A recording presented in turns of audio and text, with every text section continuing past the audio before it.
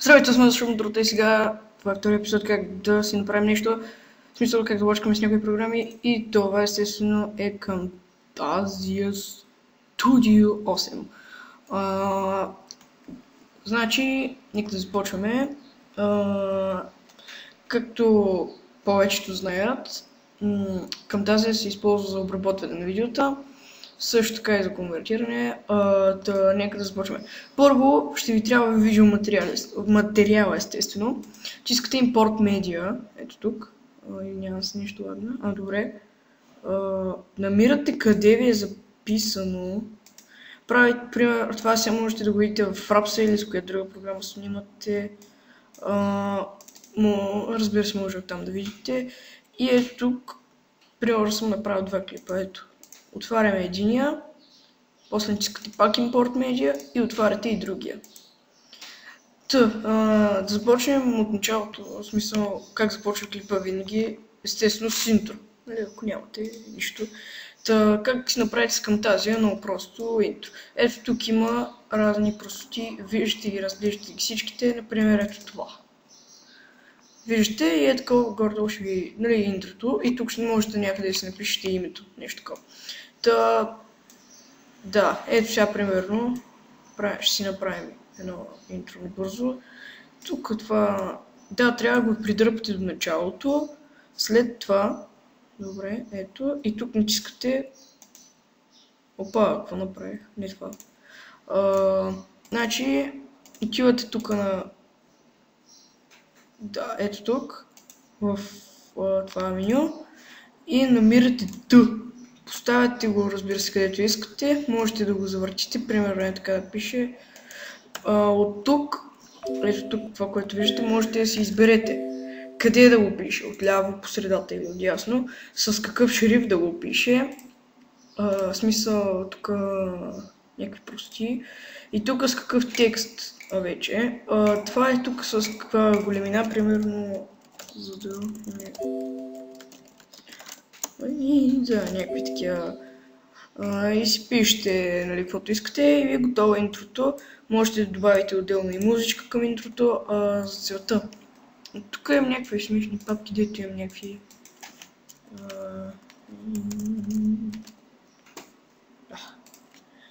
Примерно, ето това. Добавяте го, такавате го и трябва да го скъсите. От това не знам за какво съм го теглил това.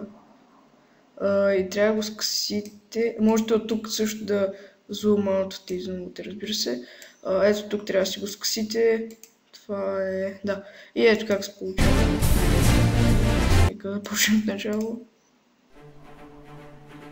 Горе-долу. Просто сега не съм го и правил. Добре, не се получи. Се тая. Да речем, че съм го правил вече. След това, имате си вече интрото, добавяте естествено клипът. Слагате го точно след интрото, приемаме, че тук е интрото и слагате и вторият клип. Искате, например, ако правите да речем нещо монтаж и примерно сега играете League of Legends, примерно, и искате да снимате на FIFA и да е някакво сменяте яко клипчето. Искате това меню, ето тук. Избирате си от тези, ето от тези някои, които искате. Пример, това на мен ми харесва и го поставяте ето тук между това. И вижте сега, като свърши видеото. Да, довиждане. И ето точно другото видео, естествено. Аудио, това е за аудиото. Ето така, ето тук виждате вече проценти. Например, сега можем да увеличим аудиото, въпреки че аз съм на слушалки и не би трябвало да го чуят, защото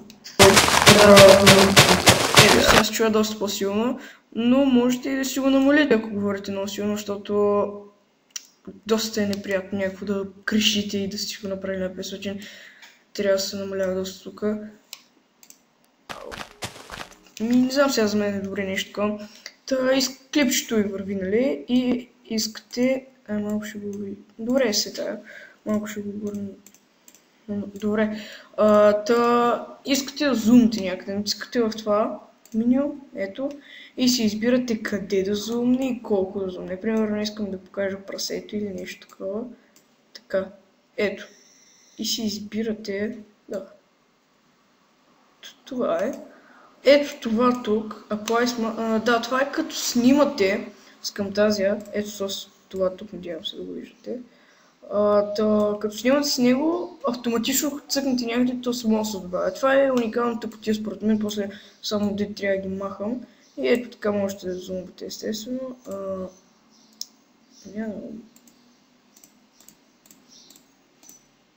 Добре, готово. Сега, какво друго? Искате саундтрак да си добавите. Ето как бележи саундтракче. Импортвате си пак песента, която искате. Тази, например, и я поставяте. Разбира се, ако клипът ви е по-къс песента или по-дълъг, ще трябва или евентуално да скъсите песента, ако клипът е по-дълъг. А ако е по-дълъг клипът от песента, можете да добавите естествено други песни. Не е нужно да е само една. И ето, просто тази свършва и добавяте другата. Ето, така. И те просто се сменят. Естествено. И ето, тук обаче трябва да направите ето така. Edit аудио и да го намалите това на колкото желаете, няма значение. Зависи и от това как се чувате. Ако се чувате много силно, ми препоръчваме някъде, не знам, 70-80 нещо такова. Защото вижте тук, сега само се секунда. Да, тук говоря много тихо, затова смятам да си увелича малко моето тук, някъде. Горе-долу трябва да са на еднакво. И става... Добре, може и да намаля още малко това, защото аз тук много тихо говоря нещо такова. Това е втория, да. И да, това се получава. Това е саундтрака. Същото е с онтрото, като с интрото.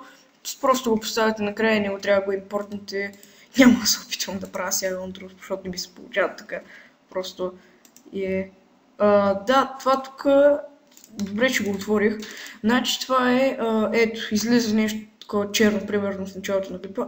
И може естествено, докато върви това клипчето, така както си върви, тук да го пуснете и сега ще ви поставя. Излиза черен екран. И вие евентуално си пишете, че ето, излиза черно виждането и пишете каквото искате. Да.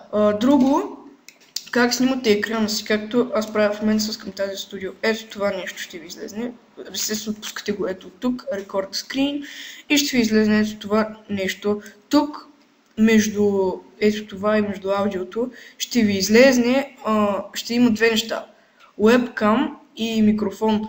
В принцип, когато го пуснете за първи път, webcam ви ще е изключена, но микрофона ви ще ви е включен.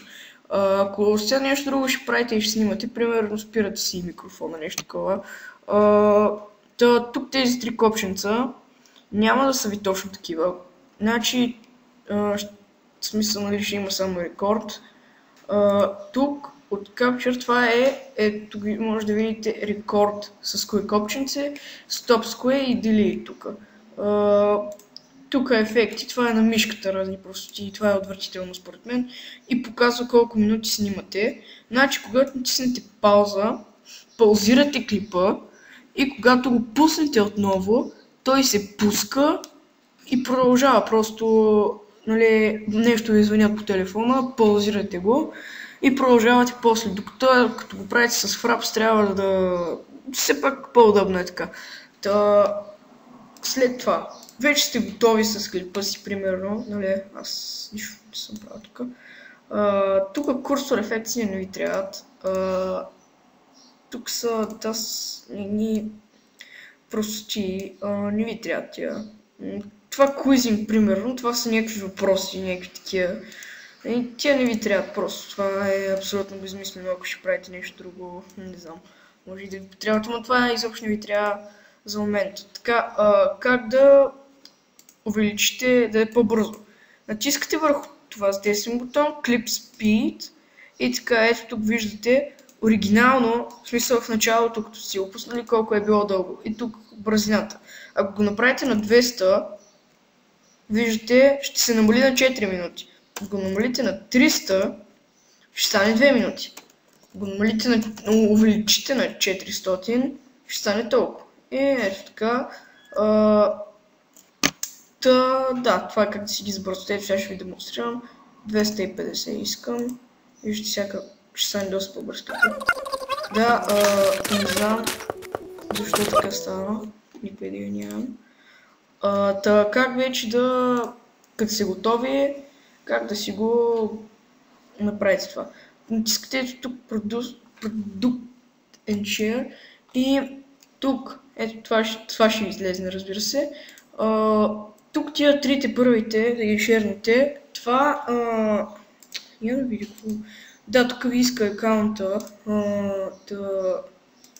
тя не съм ги пробвал и нямам намерение да ги пробвам. Тези тук няма как да ги използвате, за да ги качите в YouTube. В смисъл, не можете да ги качите просто в YouTube това, защото е с MP4 и няма как да се получи. Обаче на Camtasia Studio има HD и в смисъл такива само с, нали, без да е MP4. И там е доста по-различно. И натискате за това Custom Production Settings напред, избирате тук, ще би трябвало да ви е на това, обаче като ви е на това няма да ви го приеме YouTube и затова трябва да го промените на Media Video. Тук си избирате, тук тия не ги барате, не ги барайте, просто тук си изберете къде да го запише. Друго, за какво е да коментирате? За какво ви е наистина то?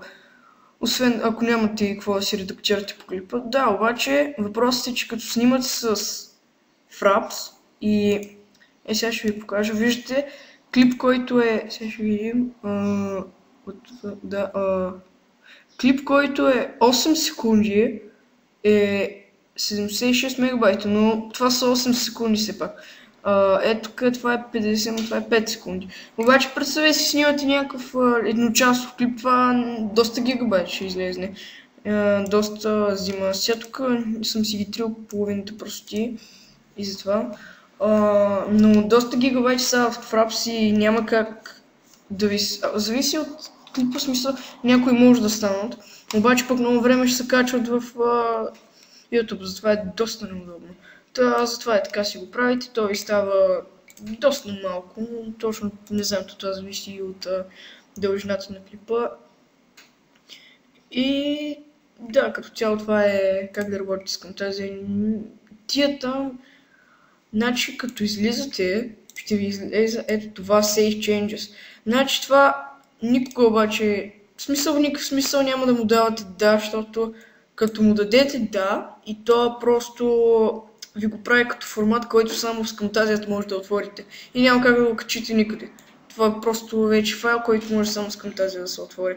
Затова по-добре нали си го правите и го затваряте и давате не. Това е как да работите с Camtasia, доста е просто и да, това е. Довиждане.